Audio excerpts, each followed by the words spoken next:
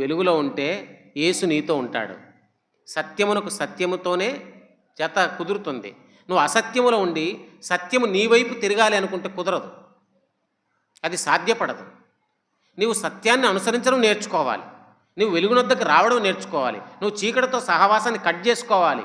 వెలుగుకి చీకటికి సంబంధం ఏంటి అన్నాడు కదా. నువ్వు చీకటి కార్యాలు మానేయాలి. చీకటి సంబంధమైన వాటితో సహవాసం లేకుండా చూసుకోవాలి. అంతేగాని వెలుగులో ఉన్నానని చెబుతాను కానీ చీకట్లో ఉంటాను, ఆ వెలుగు అంతా కూడా నా వెనకాలే తిరగాలి అంటే కుదరదు. అయితే నువ్వు ఒక పని చేయొచ్చు. నేను వెలుగులోనే ఉండాలి, చీకటిని పారద్రోలాలి, చీకటి నా మీదకి వస్తుంది, చీకటి సంబంధమైన ఆలోచనలు, చీకటి సంబంధమైన కార్యాలు, చీకటి సంబంధమైన ఏవో నేను వాటిని జయించాలి. ఏ రకంగా ఎలాగ సాధ్యపడుతుంది అని అంటే